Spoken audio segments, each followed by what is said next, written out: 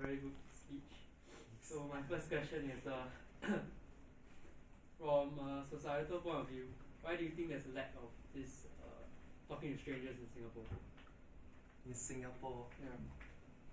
I feel that in Asian societies, like,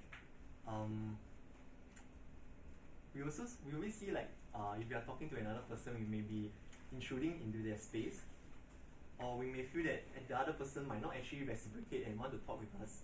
So actually, like in the study, like in one of the studies, they found that actually people that beforehand they thought that they wouldn't enjoy the experience of conversing with a stranger, but they realized that after the experience they actually feel better compared to a control group which didn't interact with a stranger.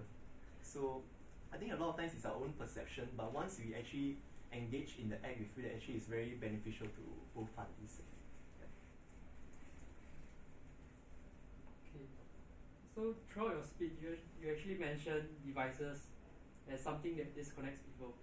But I think that there are people who would say that it actually connects people as well, right? So what makes this face-to-face talking to strangers better? I guess from my personal experience, let's say on Facebook, I still keep in contact with friends I met overseas.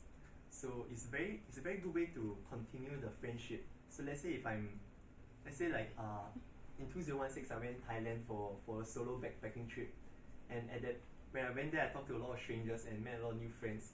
And nowadays, like when they travel around, I still know where they're going, and if I'm going to the same place, I can like, hey, why don't we meet up for a meal or something. Like recently, a few months back, there was this person who I met in Thailand, and he came to Singapore, so I brought him around a bit, and like we had dinner at Lau Pa Sat, and it was quite an enjoyable experience.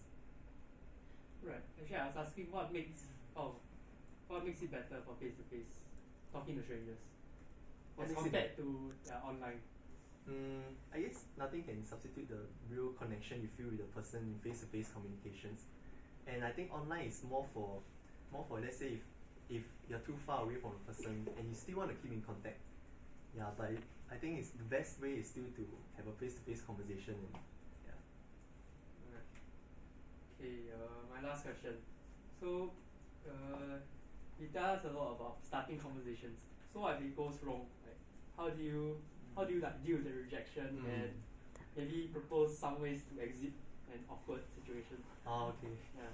So I feel that from my personal experience also, like in the past few days I've been trying to follow my own advice. So like I find that sometimes it's better to take one step at a time. So in my own life I found that it's easier to first talk to my neighbor.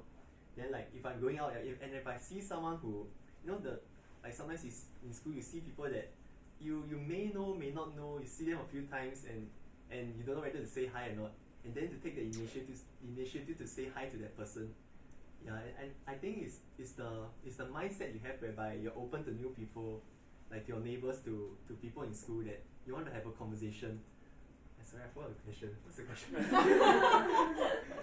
The first part I was asking, how do you deal with the rejection? Then next okay. one is propose how to maybe exit some awkward situations that you're faced with. Yeah. I guess with strangers it doesn't. I mean, if you get rejected, then you don't even know the stranger in the first place, so it doesn't really matter that much. It's just that sometimes your feelings might get hurt. So I think it takes practice, and to know when like you have to read the body language also, like when the person is open to conversation and when is it time to really leave him alone. Yeah, so I think all of that plays a part, and yeah, if you get rejected, then I think with more and more rejection you just get used to it. Yeah. Okay. Okay, thank you for the questions.